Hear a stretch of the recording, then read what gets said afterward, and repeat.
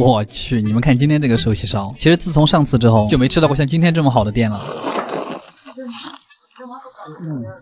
这才是寿喜锅最好的味道。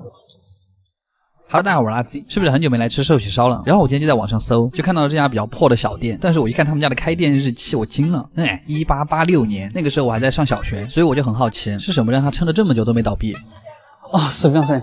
龍です。予約しました龍です。他家这个榻榻米我踩上去都在响，不过他们家氛围是真的挺好。我挑了一个坐在窗边的位置，窗户打开就是后面的庭院。はい、お願いします。ありがとうございます。少しだけ追加したいけど、トークでいいです。1、2枚。这个就是他们家的菜单，上面基本上就只有牛肉跟酒，牛肉还分贵的跟便宜的，就都试一下哈。じゃあ最初はこちらで。これは自分で焼きますか？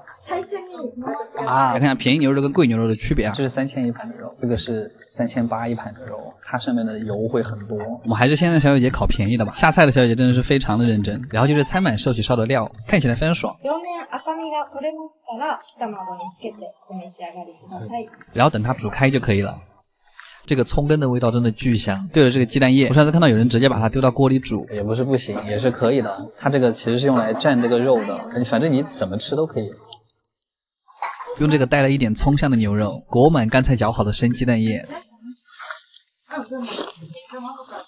这一口真的太绝了。好了，我们继续吃。墨鱼丝也煮好了，这个魔芋丝裹鸡蛋液的效率真的很高。脆嫩脆嫩的口感，你也可以把它煮久一点，煮到那种一夹就断的样子，也很好吃。然后我们再来试一试贵的那盘肉，它就是更大一片，再浇上一点酱汁，等它变色就可以吃了。因为它这几块肉脂肪比较多，所以就很适合配着米饭吃，特别的下饭。这个就是刚才那块最大的肉，再往嘴巴里送一大块米饭，就很过瘾了。你还可以用和牛卷着大葱吃。其实我之前也不怎么吃葱，但直到我尝到了葱根其实是甜的之后，就爱上了大葱。茼蒿也差不多了，也可以用它跟葱卷在一块吃，双重美妙。最后再来一块豆腐，这个才是豆腐的正确做法呀。再来一块肉卷茼蒿，今天也就是寿喜烧大满足。不过残念的是他们家并没有甜品，买完单之后自己去便利店买个甜品吧，还是这个雪大福最好吃。好啦，阿基推荐指数9分。卡玩意儿，我就只是想来吃一个soba，现在为什么连个soba都有这么多前菜？日本人喜欢吃荞麦面是全世界都知道的事儿，但是我还是有点不理解，所以我们今天就找一家好的试一下哈。这种高级的soba店都是什么样子？又到吃soba的日子啊，真的有这样的日子吗？现在我们已经到店里了，非常的没有日本soba的感觉。这个是今天的菜单，第一个前菜又是个小三拼，这个无花果下面的酱很有意思，它是有点像牛奶又有一点香草的香甜，吃起来的口感像蛋黄酱。这块是鲶鱼身上最精华的那个部位，鸭肉就是照烧的。还挺好吃，想问厨师是怎么做的？还有一个是哈，我没有开大头特效，我手机把我头拍出来就这么大。第二个是鱿鱼的薄切刺身，就是抖音博主都爱去拍的那个生鱿鱼。第三个是海胆蒸蛋，就是在茶碗蒸蛋上面加了一堆奇怪的东西，里面的海胆比较普通，最好吃的其实是里面这个血子和冬瓜。血子就是我们之前讲的那个比鳗鱼更贵的一种鳗，肉会更嫩一点。第三个菜是一盘草，不会是高级餐厅的？它是飓风葡萄的沙拉，但是里面有个非常奇怪的东西。还有点不敢吃呢，就是这个山羊起司，我不知道你们之前吃过这个没有？这个东西你只要吃一小个，你就感觉自己置身于羊圈之中，有几百只羊在你的舌头上面跳舞，那个骚味是羊腰子的好几倍。还好我们的下一个主菜非常的厉害，炸鲍鱼配的鲍鱼干酱，就是这个炸鲍鱼的味道超香。然后下面那个就是鲍鱼干磨成酱之后加了一点酱油调配出来的东西，它是有点照烧又有点苦又有点奶香的感觉，反正这个你一定要用鲍鱼把那个酱裹起来吃。多裹一点啊，贼香！这个真的是我今天吃到过最惊喜的一道菜。下一个菜是炸虾，虾头和身体是分开炸的，这个虾头一定要趁热吃，特别的脆，而且虾头的虾味是最浓的，嚼起来那个壳真的是越嚼越香。最后配上我最爱的青椒，我才反应过来为什么我们的soba还没有上。然后接下来还有主菜，主厨是要把我撑饱了再给我上面吗？这是一个芦笋和牛，就是煎的牛排，非常的胀肚子。但我今天是来吃soba的，没心情吃这些高级玩意儿。不过这个和牛软嫩的程度居然刚刚好，厉害呀师傅！配上一点芦笋。我决定收回刚才的抱怨，吃完最后一口和牛，我们终于到了今天的主菜 soba。其实荞麦面的面本身是没什么味道的，它的精华是这一杯蘸料，它里面是柠檬醋、臭橙醋各种醋加在一块儿，然后配上一点酱油生出来的东西，它嗦起来非常的有快感，因为它所有东西都是凉的。我下次要试试soba加可乐是什么感觉。对了，吃到最后你可以把这个白色的汤倒到你的蘸料里面，它那个汤也是很鲜的味道，汤汁才是荞麦面的精华。喝饱了之后再吃一点天妇罗，是不是感觉我说的非常轻松？但实际上肚皮已经鼓出来了。其实我想说，就光吃这个天妇罗就可以吃饱。最后啃一口虾，还有一份精致的甜品，来你们吃。阿基推荐指数8分。这种传统料理还是不要找那么高级的店，卡玩意儿。这家店居然在烤和牛里面包了一整个生蚝。这什么神仙搭配啊！我还是第一次看到，为什么我没想到？今天这家店应该算是一家创意烤肉。然后我看它官网的那个图片，我就已经馋得不行了，就长了一个痘，非常帅啊！予約したの龍です。龍です。啊，すみません。第一个前菜是香肠火腿午餐肉，但是午餐肉除了煮火锅还有别的吃法吗？第二个是2片熏制的香肠，第三个很好吃，它就是那种吃进去是火腿的味道，但它其实是午餐肉，心机的撒了一点黑胡椒。然后还有一个小菜是番茄牛腩，我发现这种番茄的酸甜味能够瞬间把你的胃唤醒，感觉现在的我就是一个吃牛战士。我们的第一盘肉也端上来了，像这种店一般都不会让顾客自己烤，师傅先是刷了一层牛油，然后烤上了我们今天的第一盘也是唯一的一盘五花肉，听着五花肉冒油的声音就很解压。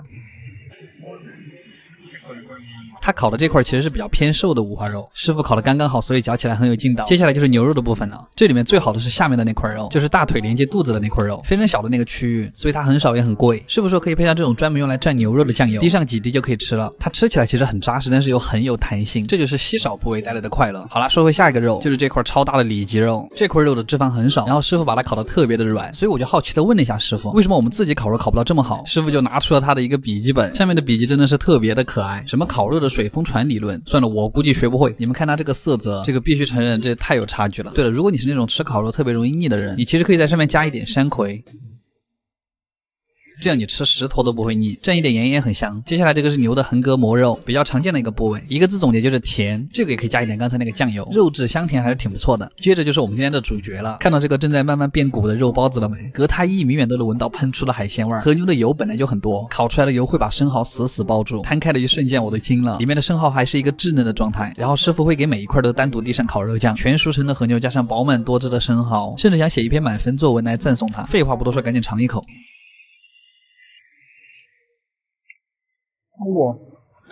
因为和牛的油水是甜的，所以它就能把生蚝衬托的特别的鲜美。这2个食材加在一块真的是神仙搭配。虽然很想再来一份，但这个他们家每天限定1盘，这个也要加一点山葵。接下来是这2个烤了很久的肉丸子，感觉它好像开局就在烤这个，不过成品确实还挺 Q 弹的，用筷子夹它也能感觉到那个反弹的力道。这个肉丸子的观感就是特别的扎实，你用它蘸酱油的时候，你就会发现哦，你们看到它流的那个油了没？这就是专业的吧。然后是这个典型的 A5 和牛，每一面只能烤2-3秒的那种，看师傅慢慢卷肉的样子真的好舒服。然后会放到特制的蛋黄酱碟子里，这个碟子也是我没吃过的味道，应该是蛋黄液又加了什么调料，反正裹满酱汁，一口吸了。但是说实话哈，这种 A5 和牛真的太油了，吃个1-2片你觉得很香甜，但吃到第3片你会觉得下面要窜。还有个有意思的事就是我们最后要加肉的时候，师傅会直接把肉端到你面前，一个肉一个肉的跟你讲解，感觉甚至还有种仪式感。然后最后我们还有份主食是咖喱饭，感觉今天有点吃太多了，吃完甜品就赶紧回家躺着吧。焦糖鸡蛋布丁，饶了我吧。阿基推荐指数8.5分。卡玩意儿，你们说为什么人那么喜欢吃异域料理啊？今天我们来猎奇新的异域料理啊，西西里料理。只能说这家店真的太神奇了，我真的有点好奇哈，西西里的人民吃到龙虾小炒肉之后会是什么感觉？哈喽，大家好，我是阿基，又到了吃意大利菜的日子。今天这家店虽然是日本新进的100家名店之一，但我觉得实属有点偏门了。好，废话不多说，我们的第一个前菜是这个鸡肝啫喱面包片，奇葩指数3颗星，怎么还评上级了？旁边那个是橘子味的果冻，说是用来抵消牛肝的腥味，但是并没有用，这个菜依然狂腥。就是把这个肝弄到这个肝的面包片上面，然后这样。可能喜欢肝味道的朋友会很喜欢这个菜，像是猪肝、牛肝之类的，但我觉得不要这个啫喱可能会更好吃。下个菜就是今天的极品了，奇葩指数5颗星，焦糖烤茄子，而且它还是凉的，但也不能说它不好吃，它就是2个味道结合的并不那么融洽吧。烤茄子是苦的，焦糖是甜的，像极了我的人生。还好下一个菜是比较好吃的，它叫陈皮鲷鱼刺身。原来西西里人民也吃生的呀，上面还铺了一些橘子跟坚果，不愧是地中海气候，整个鱼肉变得甜甜的。还可以，就是那种夏威夷甜甜的海边。不过它也有一个奇葩的地方，就是它下面铺的那层菜真的狂苦。师傅说拌着一块吃会更好，我就不。然后接下来这个是他们家的人气特色菜，超浓虾头烩饭，就是虾的味道扑面而来。然而它只是一盘饭，师傅说这个是用虾头熬了很久的汤调制成的，还有一点小番茄的味道。奇葩指数2颗星，有点像小时候吃的那个酱油饭。就是很多很多只虾同时炖出来的那个汤的味道。然后接下来这个是番茄牛肚，用的是牛的第3个胃，虽然我也不知道为什么，可能第3个胃比较厚吧，这个看起来确实比较爽。这个它也是要用这个蘸着吃的，就是浓浓的番茄牛腩味，但是它已经把这个牛胃煮得很烂了，吃起来不费力，很过瘾。你看还不是有很正常的菜，配上面包片就是这个样子，你要把汤汁跟那些细小的肉末都加在一块儿。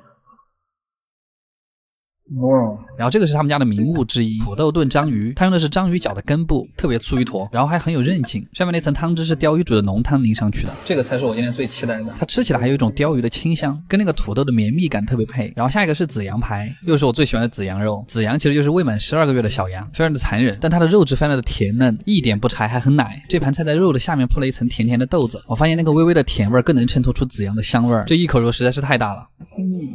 但也只有羊肉才能让人这么满足了。你还可以在上面加一点孜然，也是很爽的。因为它这个肉本来就是烤了2个小时烤出来的，就是变身新疆烤羊肉。最后一盘肉是一盘苹果牛肉，这个肉几乎是全生的，硬生生的在这边放了一坨苹果。奇葩指数3颗星。还好最后一盘面非常的正常，它是蟹松沙丁鱼意面，然后我选的是最粗的那种，因为这样嗦起来最带感。里面的鱼松跟肉松是咸甜口味的，算是今天一个不错的收尾。好了，阿基推荐指数卡维尔。